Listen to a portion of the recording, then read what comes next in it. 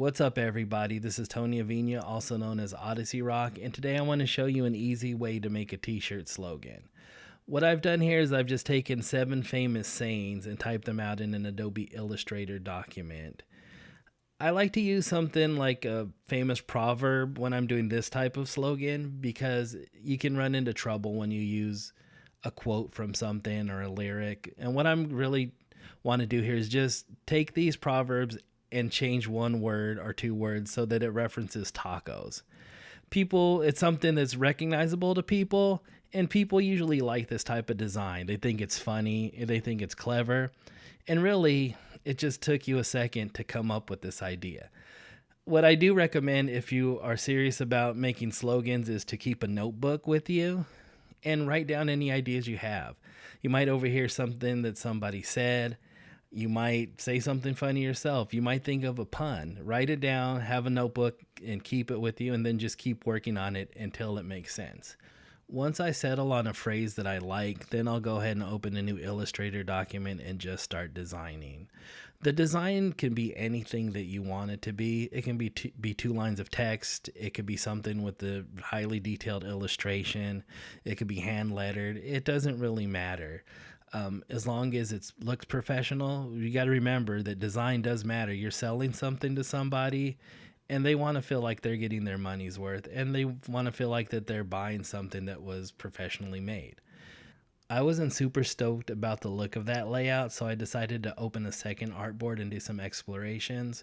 You can tell I really didn't have a plan. I just started trying different typefaces and moving things around until I found something that I thought was pretty good. I would like to recommend to those of you who are if you're just getting into design or designing t-shirts is new to you, make friends with designers that you trust and who will give you honest feedback. It's really important, especially when you're starting out, to have someone to run things by and say, like, how can I make this better? And listen to what they have to say. I mean, we all want to hear like everything we've done is great and perfect right out of the gate, but that's just not the way that it works. I mean, if that's what you want, show the design to your mom. She'll tell you it's wonderful.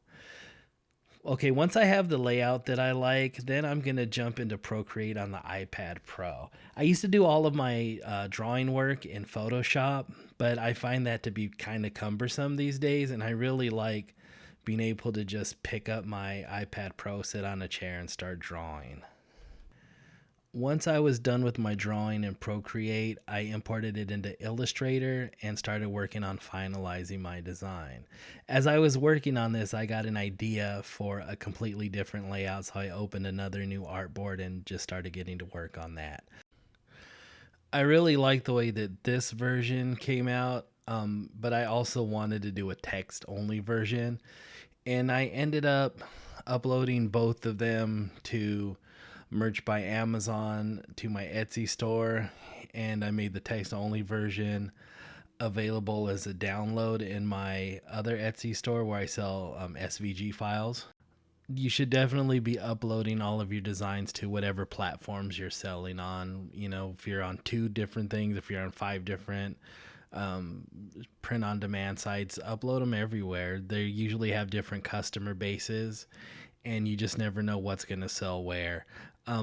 I finished this design, walked away for a while, and came back to it and decided I wanted to change a few things color-wise, and you can see the final versions here. Thanks for watching this video. If you liked it, thumbs up. If you didn't like it, thumbs down, and I'll see you on the next one.